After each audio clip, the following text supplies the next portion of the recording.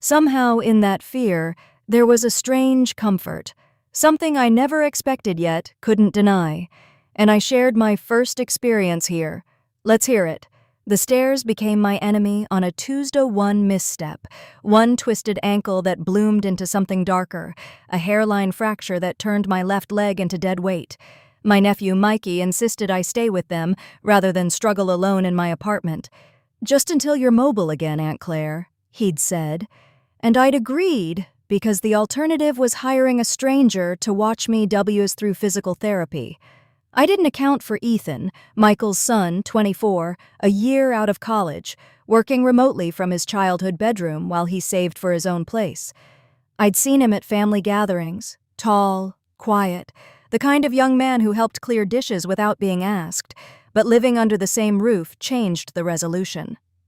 Suddenly, I noticed things I shouldn't. The way his voice dropped lower in the evenings, how his hands looked when he typed, the precise shade of concentration in his eyes. The first week, he was just helpful. He'd bring me coffee in the morning, ask if I needed anything before disappearing into his room. Polite, appropriate. But on the 8th day, I dropped my phone, reaching for my crutch, and he was there before it hit the floor. His hand caught it mid-air, then caught my elbow as I tilted forward. "Careful," he said, and I felt his against my temple. He didn't let go immediately. Neither did I. After that, something shifted. He started appearing more often. "Dad's working late again," he'd say, settling into the armchair across from me. "Thought you might want company." We talked about everything. His frustration with entry-level work, my regrets about roads not taken, the books we'd both read. He listened like my words mattered, leaning forward with his elbows on his knees, watching my mouth form sentences. "You're different than I remembered," he said one night. "How funnier, sadder, maybe." His eyes held mine.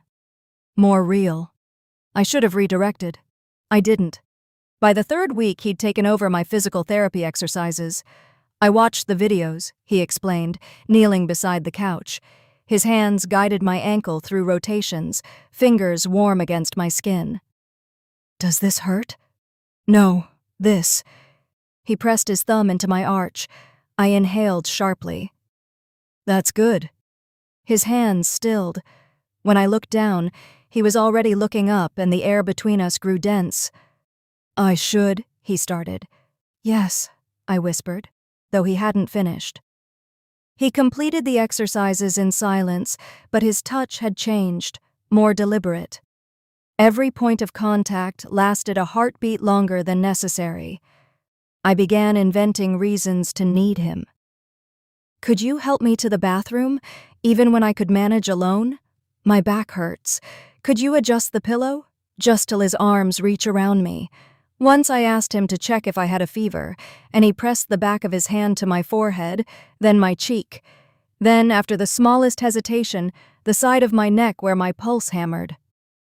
"You?" he said quietly. "It's probably nothing." Probably. But his hand stayed there, thumb resting against my racing heartbeat. The night everything almost changed started with a storm. Power died at 9. Michael was traveling for work. Ethan brought candles to the living room, setting them on the coffee table between us. The flickering light carved shadows under his cheekbones, made his eyes look darker. "Are you scared of storms?" he asked. "Not storms." I held his gaze. "Other things like what? Wanting something I shouldn't want?" The admission hung there, naked and dangerous. He leaned forward, elbows on knees again, close enough that I could smell his soap, cedar, and something clean. "What if," he said slowly, "the other person wants it too? Then they're both foolish or brave." Thunder rattled the windows. In the flash of lightning, I saw him clearly. The tension in his jaw, the way his hands gripped his knees, the careful control he was exercising. "Ethan, I think about you," he interrupted, voice roar. "I know I shouldn't, but I think about you anyway. The way you laugh, how you look in the morning, the sound you make when something hurts." My heart was a fist beating against my ribs. "This can't happen," I whispered. "I know your father would." I know. His hand moved to the couch cushion between us, fingers spread wide. I watched my own hand move toward his, saw the gap close centimeter by centimeter. My fingertips touched his knuckles. Just that, just barely, and electricity shot up my arm. He turned his hand over, palm up. An invitation, Claire. My name in his mouth sounded like a prayer. The front door slammed open. We jerked apart as Michael's voice boomed through the house. Flight canceled. Roads are awful. He appeared in the living room doorway, soaked and irritable. Power out here, too. Just now, Ethan said, voice steady. Michael disappeared upstairs. Ethan and I sat in the candlelight, not looking at each other, the almost touch still burning between us. After that night, we were more careful and more reckless. He'd brush past me in the hallway, why grazing mine. I'd ask him to reach something from a high shelf just to watch his shirt lift. He started sitting beside me instead of across from me, thigh inches from mine, heat radiating in the space between. Once I was struggling with a necklace clasp. He moved behind me, fingertips against my nape, on my shoulder. The clasp clicked closed. His hands lingered. There, he whispered, and I felt the word travel down my spine. I leaned back just slightly. His fingers. For 5 heartbeats, we stayed like that, balanced on the edge of everything. Then his phone rang and the spell broke. Michael's sister noticed first. Ethan's very attentive, she said during dinner, eyes sharp. He's been helpful, I replied carefully. You should be careful, Claire. People might get the wrong idea, but it wasn't the wrong idea that was the problem. My leg healed. I could walk unaided now, climb stairs, drive. I had no reason to stay. 2 more weeks, I kept saying. Ethan said nothing, but I'd catch him watching me with something like desperation. The night before I planned to leave, he knocked on my door at midnight. Can't sleep? I asked. Can you?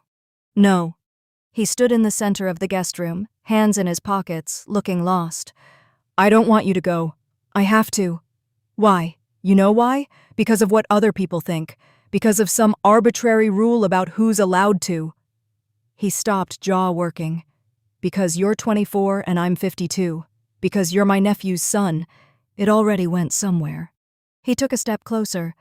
The first morning you smiled at me over coffee. When you touched my hand during that storm, every conversation, every look. We've been going somewhere this whole time. Then we need to stop. Do you want to stop? The question demolished me. What I want doesn't matter. It's the only thing that matters. Another step. We were close now. I'm not a child, Claire. I know what I'm, and I know you it too. Something and acting on it are different things. Are they? His hand rose, hovering near my face. Not quite touching because right now, not touching you is the hardest thing I've ever done. He was right. I was dying from the restraint from weeks of almost. If I stay, I whispered, this will only get harder. Then let it get harder. His voice cracked. At least it'll be real. I closed my eyes against the intensity of his gaze. Look at me, he said. I did and found his eyes wet. Please, he whispered. Just stay. My hand rose and touched his face. Finally, his skin was warm, rough with evening stubble. He leaned into my palm, eyes closing, and made a sound. Relief and anguish mixed. This is a mistake. I don't care. His hand covered mine, pressing it harder against his cheek. Then he turned his head, and my palm. Soft, deliberate, devastating. I left the next morning anyway because loving someone means protecting them, even if yourself. Ethan didn't come out of his room to say goodbye. 3 months later, a package arrived. Inside, a book I'd mentioned once, and a note in his careful handwriting. Still thinking about you. Still here, when you're ready. E. I keep the note in my pocket.